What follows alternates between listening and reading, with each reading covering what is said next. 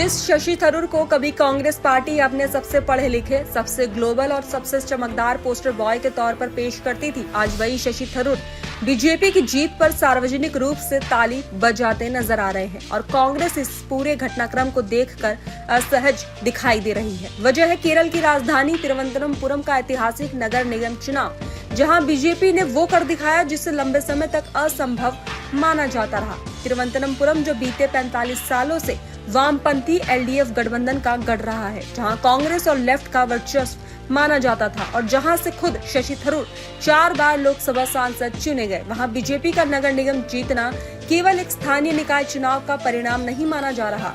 राजनीतिक जानकार इसे केरल की राजनीति में आए एक बड़े बदलाव बल्कि सियासी भूकंप के रूप में देख रहे हैं और इस भूकंप का सबसे तेज आफ्टर शॉक कांग्रेस के भीतर महसूस किया जा रहा है। इस पूरे घटनाक्रम में सबसे ज्यादा चर्चा उस सोशल मीडिया पोस्ट की हो रही है जो शशि थरूर ने अपने सोशल मीडिया प्लेटफॉर्म एक्स पर शेयर की है। इस पोस्ट में शशि थरूर ने तिरुवनंतपुरम में बीजेपी के प्रदर्शन को ऐतिहासिक बताते हुए न सिर्फ उसे स्वीकार किया बल्कि खुले शब्दों में बधाई भी दी। उन्होंने लिखा कि वो तिरुवनंतपुरम नगर निगम में बीजेपी की महत्वपूर्ण जीत को स्वीकार करना चाहते हैं और ये जीत राजधानी के राजनीतिक परिदृश्य में एक बड़े बदलाव को दर्शाती है। उन्होंने ये भी कहा कि उन्होंने खुद एलडीएफ के 45 सालों के शासन के खिलाफ बदलाव के लिए प्रचार किया था, लेकिन मतदाताओं ने अंततः किसी दूसरी पार्टी को मौका देना बेहतर समझा। शशि थरूर के अनुसार ये जनादेश स्पष्ट है और ये राज्य की लोकतांत्रिक भावना को दर्शाता है।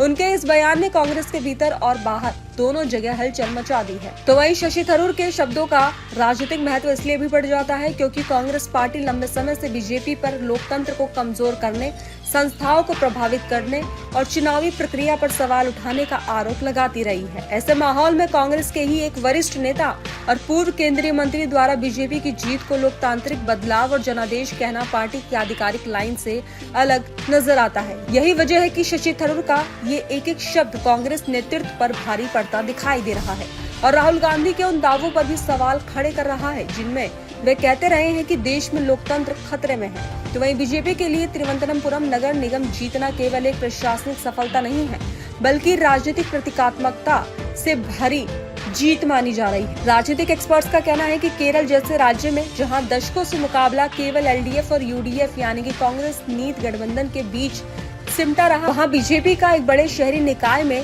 सत्ता में आना इस बात का संकेत है कि शहरी मतदाता अब पारंपरिक राजनीतिक ध्रुवीकरण से बाहर निकलकर नए विकल्प तलाश रहे हैं। कई जानकार तो यहां तक कहते हैं कि ये जीत 2-3 विधानसभा सीटें जीतने से भी कई ज्यादा असरदार है क्योंकि ये बीजेपी के लिए भविष्य के रास्ते खोल सकती है। तो वहीं शशि थरूर के पोस्ट के बाद सोशल मीडिया पर प्रतिक्रियाओं की बाढ़ आ गई। उनके समर्थकों और आलोचकों दोनों ने खुलकर अपनी बात रखी। कुछ यूजर्स ने तंज कसते हुए लिखा कि इस बार ईवीएम या वोट चोरी की कोई शिकायत नहीं है क्या, जबकि कांग्रेस और विपक्ष अक्सर ऐसे आरोप लगाते रहे हैं।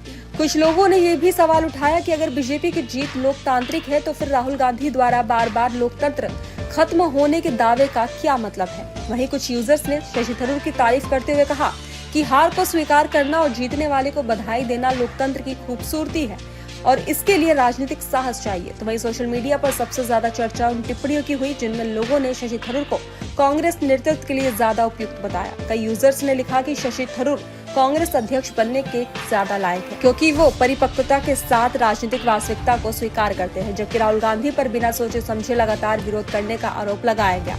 कुछ लोगों ने यहाँ तक कहा कि शशि थरूर अपनी ऊर्जा गलत जगह बर्बाद कर रहे हैं और उन्हें ये तय करना चाहिए कि भविष्य में वो किस दिशा में जाना चाहते हैं।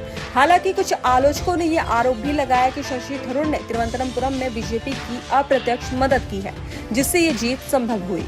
तो वहीं इन तमाम प्रतिक्रियाओं के बीच सबसे बड़ा सवाल यही उठता है कि कांग्रेस अपने ही वरिष्ठ नेताओं की सार्वजनिक राय और पार्टी की आधिकारिक लाइन के बीच तालमेल कैसे बैठाएगी। एक तरफ कांग्रेस पार्टी देश भर में वोट चोरी और लोकतंत्र को बचाने के मुद्दे पर आंदोलन और रैलियों की तैयारी कर रही है। बताया जा रहा है कि पार्टी 14 दिसंबर को दिल्ली के रामलीला मैदान में एक बड़ी रैली आयोजित करने जा रही है जहां चुनावी प्रक्रिया और लोकतंत्र से जुड़े सवालों को जोर शोर से उठाया जाएगा। वहीं दूसरी तरफ उसी पार्टी के एक प्रमुख सांसद ये कह रहे हैं कि जनादेश स्पष्ट है और लोकतंत्र अपनी पूरी ताकत के साथ काम कर रहा है। ये विरोधाभास आम मतदाता को भ्रमित कर सकता है और यही बात कांग्रेस के लिए सबसे बड़ी चुनौती बनती नजर आ रही है। तो वहीं केरल में जो कुछ हुआ वो केवल सत्ता परिवर्तन या एक नगर निगम की जीत हार तक सीमित नहीं है। ये कांग्रेस के भीतर चल रहे वैचारिक टकराव, नेतृत्व संकट और बदलते वोटर माइंडसेट का संकेत भी माना जा रहा है। शशि थरूर ने न तो बीजेपी की विचारधारा का समर्थन किया और न ही कांग्रेस छोड़ी। उन्होंने केवल चुनावी नतीजों को स्वीकार किया और लोकतांत्रिक प्रक्रिया का सम्मान किया। लेकिन उसी एक पोस्ट ने कांग्रेस के भीतर ये सवाल खड़ा कर दिया है कि क्या पार्टी जमीनी सच्चाई से कटती जा रही है या फिर उसके भीतर ही भविष्य की दिशा को लेकर अलग अलग सोच उभर रही है। आने वाले समय में ये साफ होगा कि शशि थरूर का ये रुख कांग्रेस के लिए चेतावनी साबित होता है या बदलाव का संकेत।